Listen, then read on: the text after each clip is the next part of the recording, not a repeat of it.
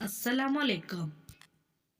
इरम एक अंडरलिस्ट की बीवी थी, मगर हालात ने ऐसा पलटा खाया कि इरम ने पहली बेटी के कातिल को सिर्फ 23,000 रुपये के उस अदालत में फ़कत इसलिए माफ़ कर दिया ताकि दूसरी बेटी की शादी का जहेज खरीद सके। और दूसरी बेटी को शादी की पहली रात ही बदकिरदार होने के शोबे में जिंदा जला दिया गया था। इरम अब्दाबाद की रहने वाली थी, इंतहाई आला हस्ब नस्ब की मालिक थी। इरम का घराना शहर के मकतूल घरानों में शामिल होता था। इसकी शादी लाहौर में सद्दाम नामी लड़के से हुई। सद्दाम इंग्लैंड में मुकीम था। शादी के बाद इसने भाई के साथ मिलकर लाहौर में कारोबार शुरू किया और फिर अपनी प्लास्टिक की मंसूआत बनाने की इंडस्ट्री लगाई। इरम और सद्दाम को अल्लाह ने दोबारा अपनी रहमत से नवाजा। दोनों बेटियों के नाम बिलतरतीब दानिया और रानिया थे। दूसरी बेटी की पैदाइश के 6 माह बाद ही सद्दाम को इसके भाई ने कारोबार हथियाने के लालच में अपने ही गार्ड से कत्ल करवा दिया था। सद्दाम के भाई ने सद्दाम को कत्ल करवाने के बाद खुद मुकदमा का मद्दा बना कातिल को माफ कर दिया। सद्दाम का सारा कारोबार यहाँ तक के घर भी इरम और इसकी बेटियों से हथिया लिया और दोबारा पलट कर भी इरम या इसकी बेटियों की खबर न ली। इरम ने अपनी बच्चियों के हमरा भाइयों की दहलीज पर आई, मगर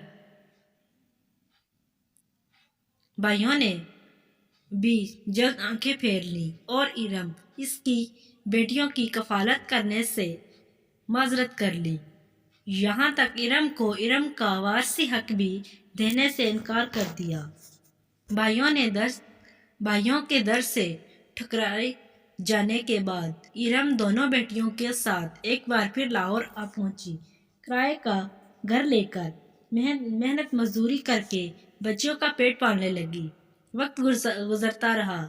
इसकी बेटियां जवान हो गई, मगर जहेज न होने की वजह से कोई भी निकाह के लिए तैयार ना होता।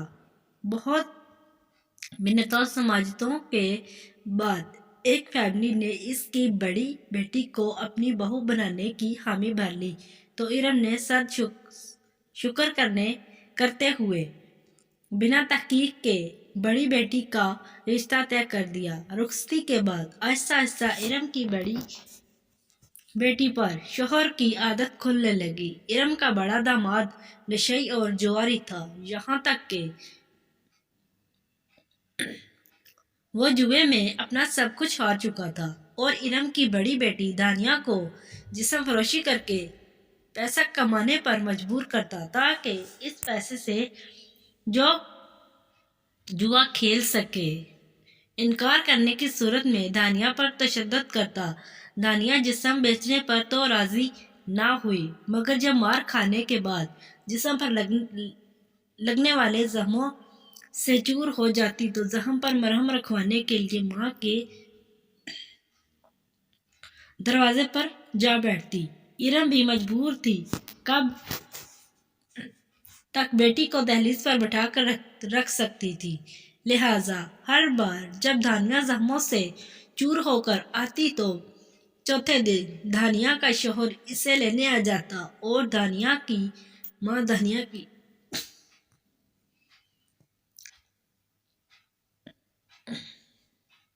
मिन्नत समाजत करके उसे शोहर के साथ भेज देती। एक बार धानिया का शोहर धानिया को ही जुए में हार गया और धानिया को दूसरे जुआरी के साथ जाने पर मजबूर करने लगा। धानिया ने जाने से इनकार कर दिया तो धानिया को पीटने लगा, यहाँ तक कि धानिया मार खा खा कर बेहोश हो गई। जब धानिया दोबारा होश में आई तो धानिया के शौहर ने फिर तशद्दुद कर दिया, यहाँ तक कि हथौड़ी की मदद से धानिया के बाजुओं और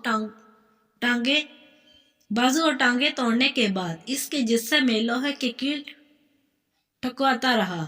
دانیہ پھر بھی نہ مانی تو زندہ اور ہوش و حواس میں موجود دانیہ کی پیٹھ سے چھری کی مدد سے گوشت کا ٹکڑا الگ کر دیا۔ دانیہ پر تشدد کرتا رہا یہاں تک کہ دانیہ مر گئی۔ دانیہ کی موت کے بعد اپنے ساتھی جواری دوست کو بلا کر دانیہ کی موت کی تصدیق کروائی۔ جب یقین ہو گیا کہ دانیہ مر گئی ہے تو دانیہ کی ماں کو کال کر کے بتایا، تمہاری بیٹی بد چلن تھی، میں نے رنگے ہاتھوں غیر مرد کے ساتھ پکڑ لی اور مار دی ہے۔ دانیہ کی ماں روتی دھوتی دانیہ کے گھر پہنچی اور دانیہ کی حالت دیکھنے کے بعد بے ہوش ہو گئی۔ ہوش میں آئی تو دانیہ کی لاش اپنے گھر لائی۔ محلے والوں کی مدد سے پولیس کو اطلاع دی۔ دانیہ کا پوسٹ مارٹم ہوا تو کیس درج ہونے کے بعد دانیہ کا شوہر گرفتار ہو گیا۔ اس نے اقبال جرم کرتے ہوئے ساری داستان سنا دی۔ آج دانیہ کی موت کے ٹھیک 3 سال بعد دانیہ کی ماں نے دانیہ کے قاتل کو فقط 23,000 روپے کے عوض معاف کر دیا تاکہ ان 23,000 روپوں سے اپنی چھوٹی بیٹی رانیہ کا جہیز بنا سکے۔ رانیہ کا جہیز بنانے کے بعد ارم نے اپنی طرف سے اچھی تصدیق اور دیکھ بھال کرنے کے بعد ایک لڑکے سے رانیہ کا نکاح کر دیا، مگر شادی کی پہلی رات ہی رانیہ کو اپنے کنوارے پن کا ثبوت نہ دے سکنے پر بد چلن کہتے ہوئے زندہ جلا دیا گیا۔ رانیہ کی ماں دانیہ پر ہوا ظلم تو سہ گئی مگر رانیہ کی جل کر کوئلہ ہو گئی۔